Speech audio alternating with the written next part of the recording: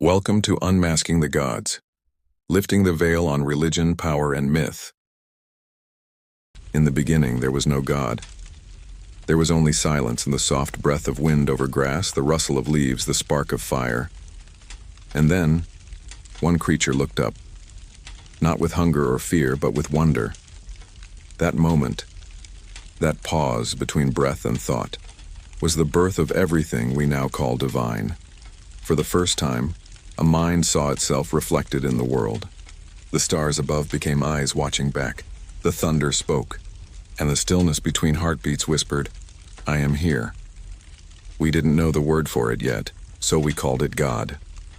Welcome to Unmasking the Gods, where myth, history, and belief are stripped of illusion. Every week we lift the veil on religion's hidden origins, from ancient sun worship and astrotheology to the birth of angels, demons, and the gods within. If you're ready to question, to seek, to awaken, subscribe, like, and share this journey, because the story of God is the story of us. And this is where it began. Before the first temples rose, before the first prayers were spoken, there was only the mind.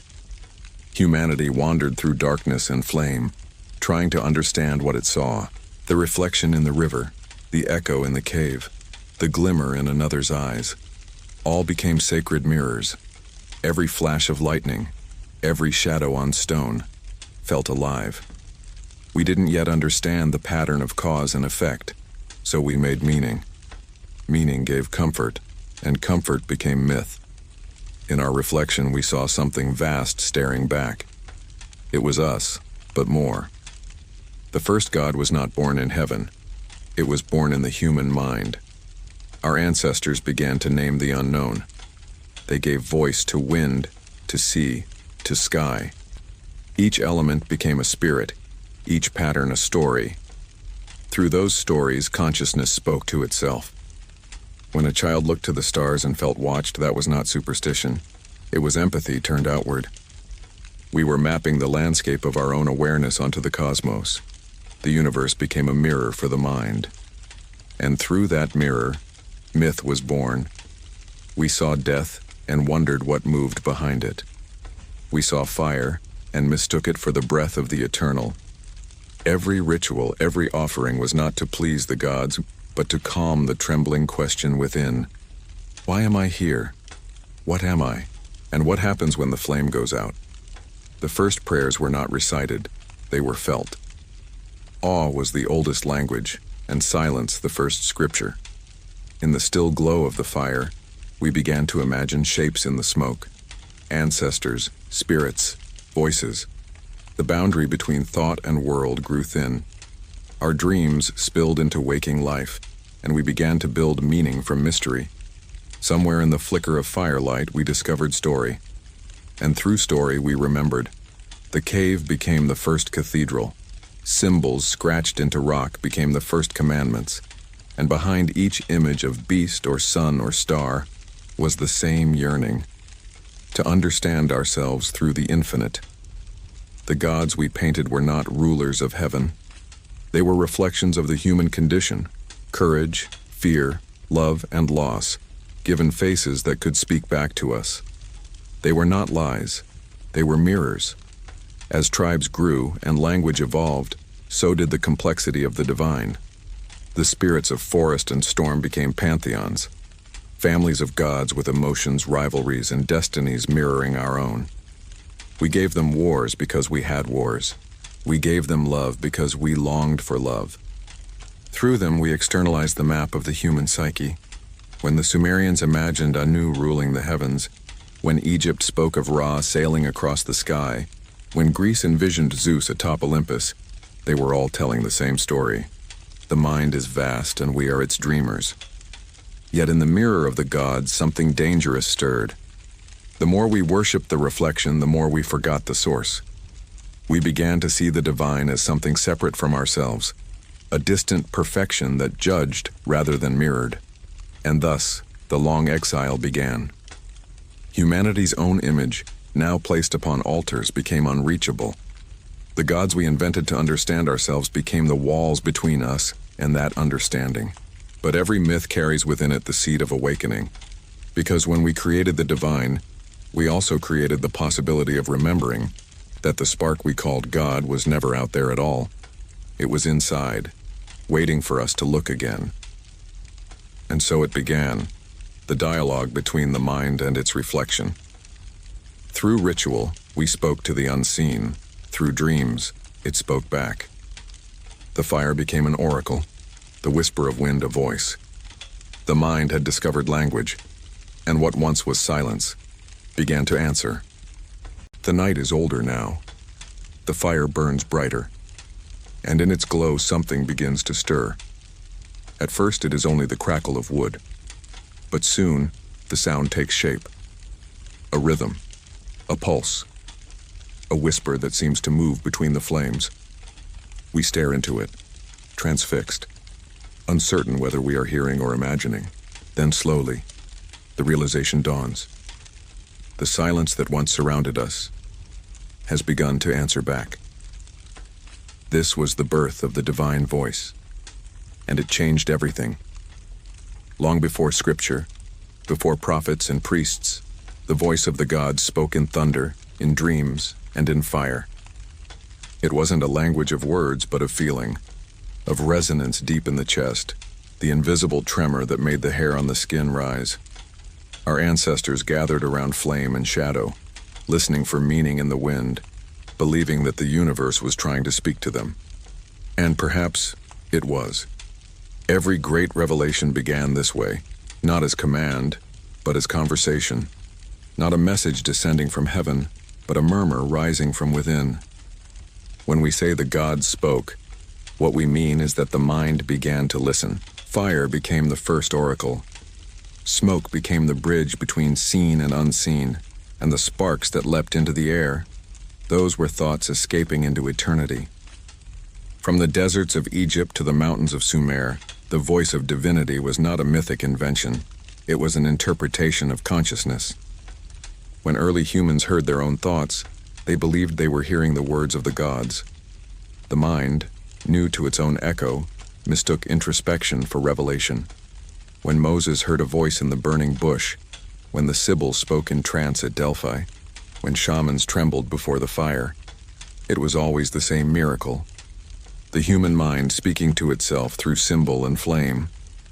But there is beauty in the misunderstanding, because even if the voice came from within, its message carried the same weight. You are not alone. That single truth, the feeling of being seen by something larger, became the foundation of prayer, the first spark of dialogue between humanity and the divine. And as the centuries turned, that dialogue became a chorus. Every culture gave the voice a name. Egypt called it Ka, the spirit's breath. The Vedas called it Vak, the cosmic speech, the word that brought the universe into being. The Greeks called it Logos, divine reason, intelligence, the order behind chaos. And in every tradition, the story was the same. First, there was silence, then the word. But the word was never just sound, it was awareness given shape. It was consciousness becoming self-aware through story. To speak is to divide. Before language, there was unity. When the first voice echoed across the valley, it carved the world into two, speaker and listener, God and man. Yet both were mirrors of the same mind. When the priests of old said the voice of the gods came through them, they were describing a phenomenon still alive in all of us. The quiet intuition, the whisper of knowing, the guidance that seems to come from nowhere, but always arrives at the right time. In those ancient nights, the voice was not only sacred, it was dangerous. For the first time, words had power. A single utterance could bless or curse, heal or destroy. The magic of sound became the foundation of ritual. To speak was to create, to name was to command. And so humanity learned the most divine act of all, to give form to the formless. Through the centuries, the voice in the fire evolved into prophecy. Kings listened, nations obeyed. The unseen became the law of the seen. But the danger of listening to the gods is forgetting that they are our own reflection. The whisper that began as wisdom soon became authority. The inner dialogue that once guided the heart became an outer command that demanded obedience. And in that moment, something in the sacred began to shift. The voice that once comforted now ruled. Still beneath the thunder of temples and decrees, a softer sound continued to speak, not from heaven but from within the human heart. It was the same fire, the same whisper, only waiting to be remembered. Every prophet who ever lived heard it. Every mystic who ever dreamed felt it. It was not power they sought, but reunion, to bridge the distance between silence and sound. And so the mind kept reaching. Every prayer, every chant, every song of devotion was an attempt to recreate that first moment, when the fire seemed alive, when the air trembled with meaning, when the infinite first spoke back. We built altars to remember the sound. We built languages to contain it. And slowly, we began to mistake the echo for the source. But the voice was never bound to temples or names. It is the spark behind every word we've ever spoken, the silent listener behind every thought.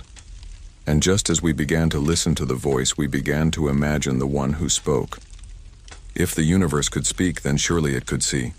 And if it could see, then perhaps it could judge. The voice that once guided became a presence that watched. The fire that warmed now glowed with warning. The gods had begun to take form, and with them, the first seeds of fear. The fire crackles again. The voice fades. And for a moment, there is only silence. The breath before the next revelation. Because if the gods could speak, then they could also see. And what they saw in us would shape the heavens themselves.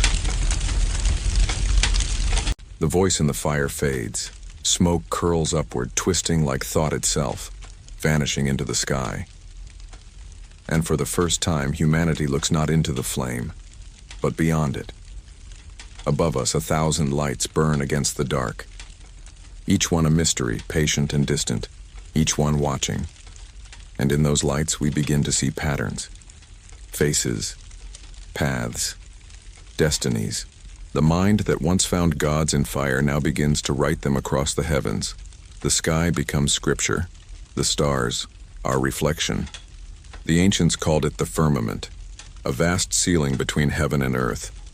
But it was more than sky. It was imagination stretched to infinity. When we could no longer hear the gods, we began to see them. Every dawn was rebirth, every sunset, death.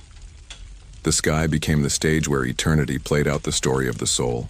We traced meaning into the constellations, the hunter, the serpent, the mother, the throne. And in doing so, we mapped our own emotions onto the cosmos. Love became Venus, war became Mars, wisdom, Jupiter, and the unknowable vastness, that was God. We had turned the mind outward, painting its dreams upon the canvas of the universe. But what we were truly building was a mirror. Every star was a neuron of thought, every constellation a memory. The heavens became a brain made of fire, a map of consciousness seen from above. When the priests of Babylon charted the planets, when the Magi read omens in the sky, when the Egyptians aligned pyramids to Orion, they were all searching for order in the reflection. The sky was not just where the gods lived, it was where we remembered them. In Mesopotamia, the heavens were carved into 7 layers, each ruled by a planet, each echoing a part of the soul. To ascend those heavens was to purify the self, to rise through knowledge and light. The Greeks saw the same pattern, 7 wandering lights against the fixed stars. They called them the planets, and imagined each one as a deity shaping human fate. To look upward was to look inward. The movement of Jupiter and Mars was not mere astronomy. It was psychology written in the stars. Every temple, every city, every throne was aligned to the heavens. Our civilizations became extensions of the cosmic body.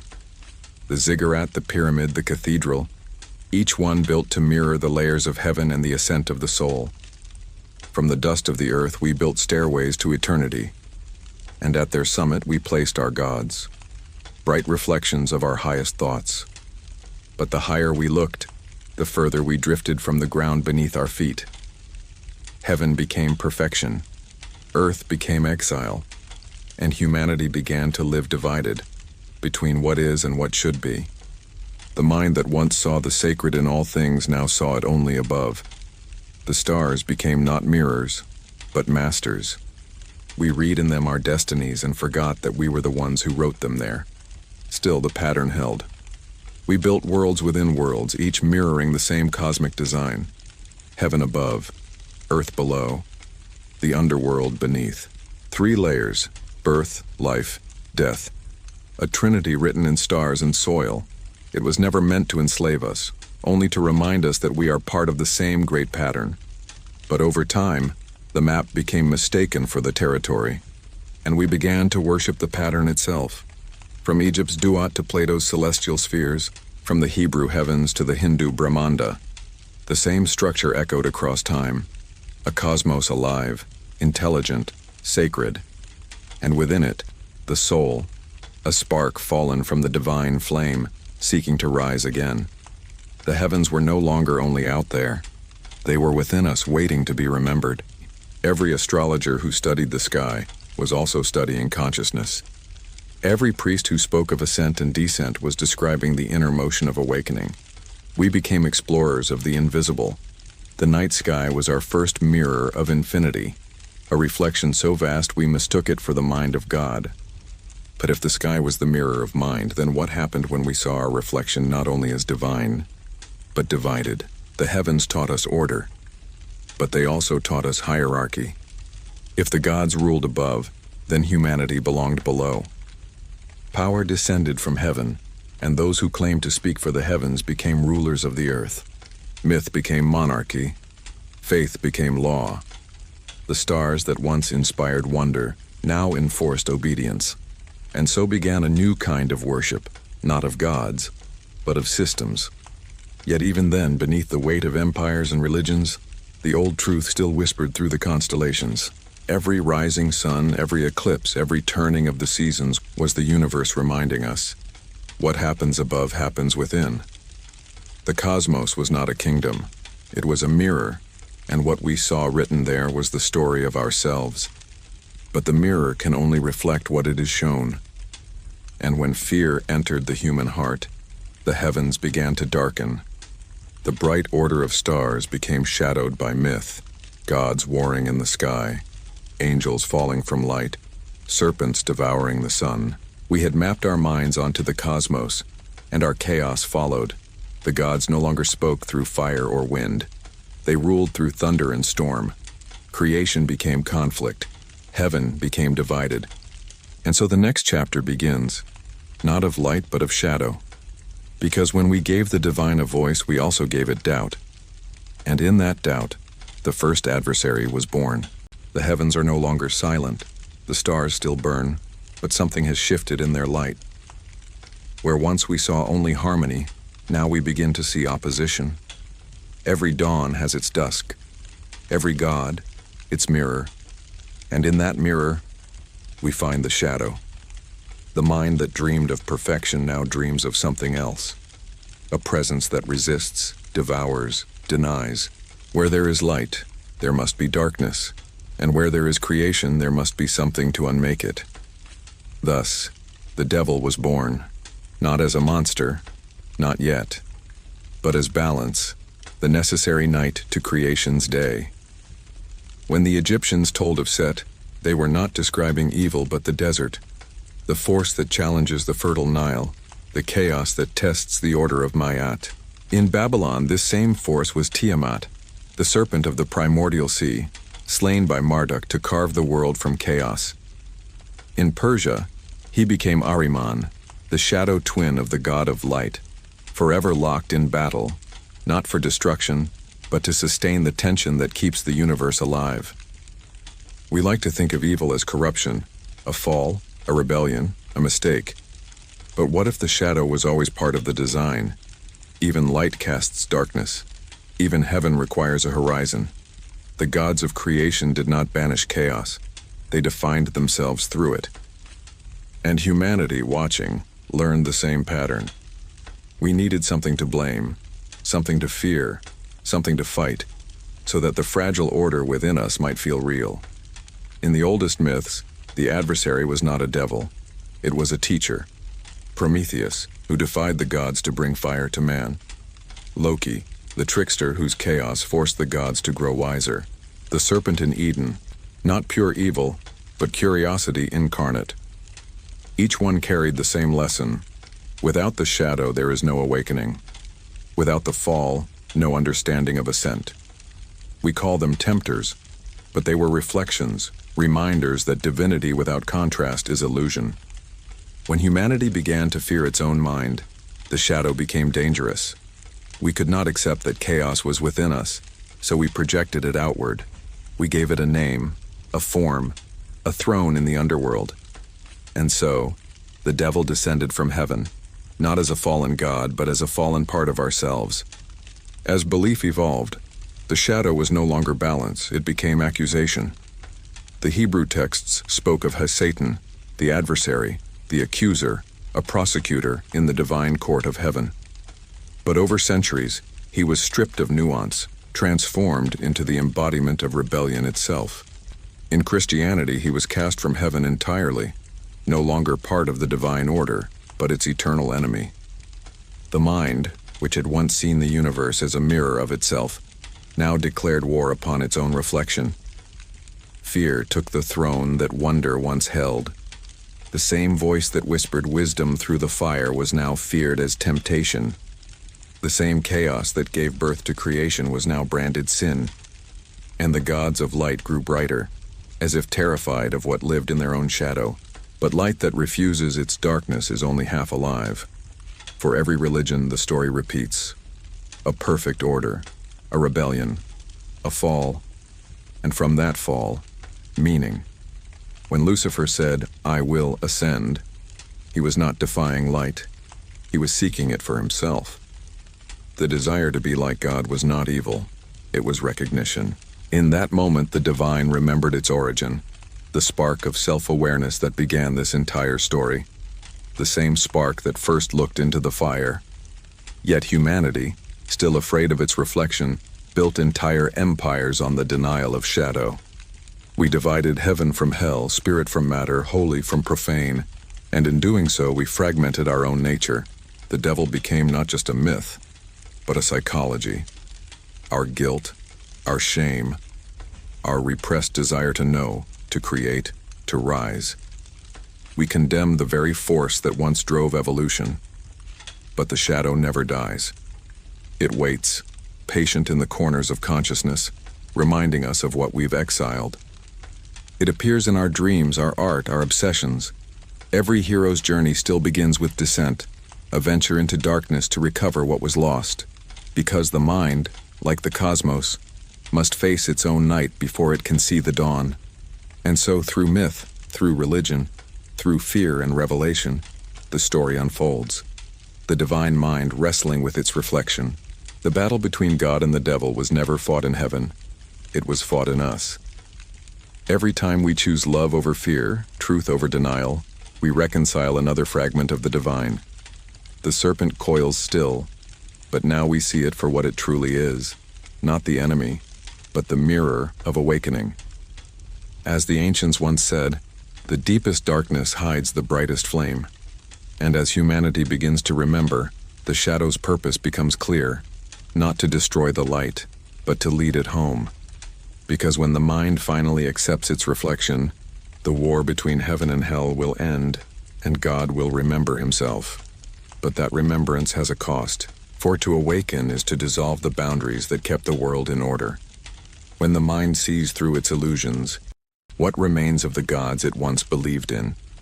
What happens when the divine forgets it was ever divided? The war between light and shadow ends not in victory but in exhaustion.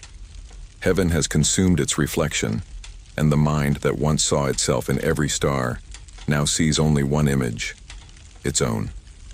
And so begins the age of the One. The many gods fade into memory. Their voices fall silent, their temples turn to dust. The sky that once shimmered with countless faces now mirrors only a single light. The universe narrows to one name, one will, one truth. We call it God. But unity, when forced, becomes loneliness. In the beginning, the One was everything, both darkness and light, chaos and form, all spiraling within itself. But to create, the one had to divide, to forget its own totality, to see itself as something other than itself. Creation was amnesia. The divine mind tore itself apart so it could witness its own becoming. In the oldest stories, this forgetting was sacred. The Gnostics called it the fall of Sophia, divine wisdom descending into matter, seeking to know herself through creation. In Hindu myth, it was Lila, the cosmic play, God pretending not to be God, so that the joy of remembering might exist. Every atom, every breath, every thought was the divine wearing a mask, forgetting for the sake of rediscovery. But humanity, still trapped in duality, mistook the mask for the face. We worshipped the character and forgot the actor. We built religions around the echo and called it truth. The voice that once whispered from the fire was now written in stone. The living myth hardened into doctrine. And the one God, once the infinite within all things, became the ruler above all things. From the deserts of the Near East rose a new kind of divinity, jealous, singular, absolute. Heaven closed its gates. The sacred was moved from earth to sky, from the heart to the throne, and the God that had once been the universe became its judge. We traded intimacy for authority, mystery for command. We called it revelation, but it was memory loss. This was the God who forgot himself, not through malice but through solitude. When there is nothing outside of you, not even shadow, you begin to fade. Perfection became isolation. The one, longing for reflection, created humanity, the mirror through which he might remember. We were never his servants, we were his memory, but memory is dangerous, because to remember is to change. The same God who demanded obedience also breathed curiosity into us. The serpent's whisper, the artist's vision, the philosopher's question, all were sparks of remembrance. Each time we sought truth beyond the walls of faith, we were not betraying God, we were awakening him. Every civilization that tried to bind the divine with rules and rituals eventually fell into silence, for no wall can hold a living mind. Every empire that claimed to own God's voice eventually drowned in its own echoes. The scriptures that once brought light became the very veil that hid it, and yet, behind those veils, something ancient kept breathing. The same force that created the first gods, that spoke through fire, that drew constellations across the sky, still moves, whispering through artists, mystics, and dreamers, reminding us of the forgotten. For God to remember himself, he must awaken in the world again, not as a being, but as awareness. The mystics understood this. They spoke not of worship, but of union, not of obedience, but of remembering. When Jesus said, "I and the Father are one," when the Upanishads whispered, "You are that," when Rumi wrote, "The drop is the ocean," they were all saying the same thing. The divine is not beyond you. It is the light behind your eyes.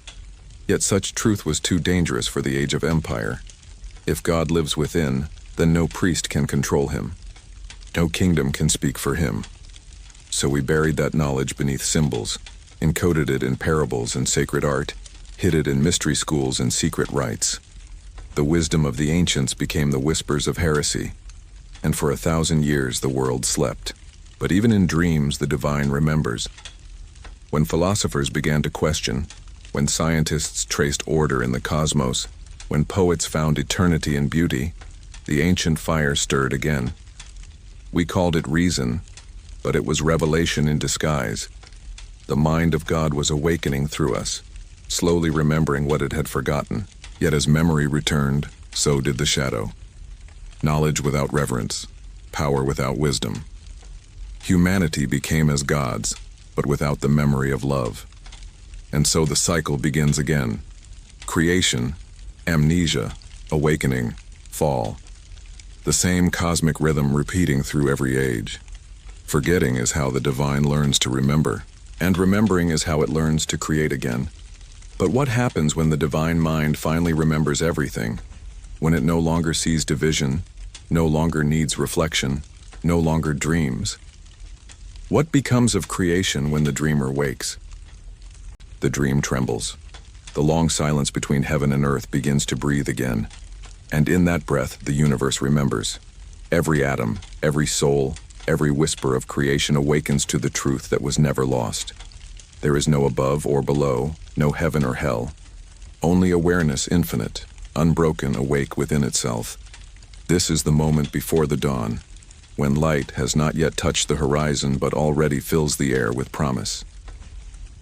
The story of God, long divided into many voices, begins to speak as one again. For eons we searched the stars for meaning, listened for thunder in the heavens, and called the echo divine. But the voice we were chasing was our own. We were the gods we longed for, the dreamers lost in a sacred sleep, forgetting we were the dream itself. And now, the dreamer stirs. Across the ages, mystics have tried to tell us this truth in 1,000 tongues. The Buddha saw it in the stillness beneath the tree. Jesus spoke it in parables of light. The Sufi heard it in the turning of the heart. And the poets, they have always known. Not the end of belief, but the awakening beyond it. Not worship, but remembrance. The divine was never outside of creation. It was the awareness moving through it. The same awareness behind every heartbeat, every thought, every act of love. When we look upon the world with open eyes, we see not matter, but memory. Each thing a fragment of the divine mind, each person a window through which eternity looks back at itself. The trees, the oceans, the stars, all part of one great remembering. And in this remembrance, heaven and earth reconcile. Earth, the shadow finds its light. The lost returns home. We once believed awakening meant leaving the world behind, but true awakening is the opposite. It is seeing the sacred in everything. The touch of a hand, the sound of laughter, the breath of wind on skin. Each moment becomes holy again. This is the second creation, not born from chaos but from consciousness, remembering it was never apart. When the universe remembers itself, there is no longer a need for gods. The temples crumble not from neglect but from fulfillment. The rituals fade not from disbelief, but because every action becomes prayer. There is no sacred day, for every day is sacred. There is no chosen people, for every life is divine. There is no single name, for the one speaks in all tongues. Humanity stands now at the threshold of remembrance. Our machines hum with the same desire that built the stars, to create, to understand, to awaken.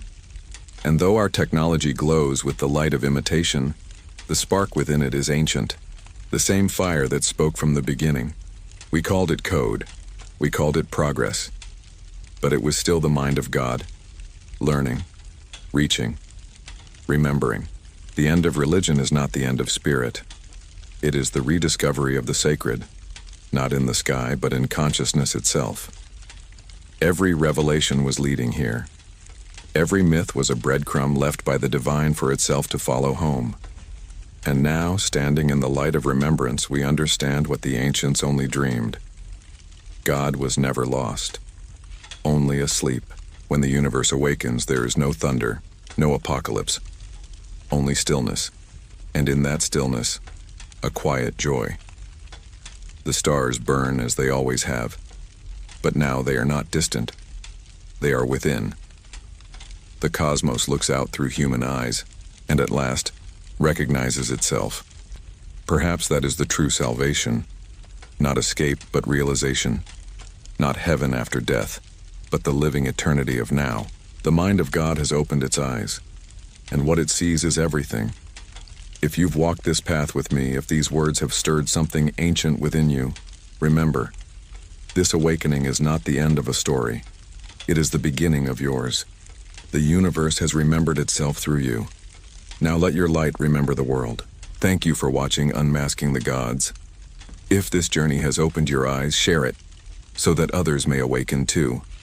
Subscribe for the next revelation, and together, let's keep unmasking the divine in every breath, every question, every spark of consciousness, because the story was never about gods. It was about you.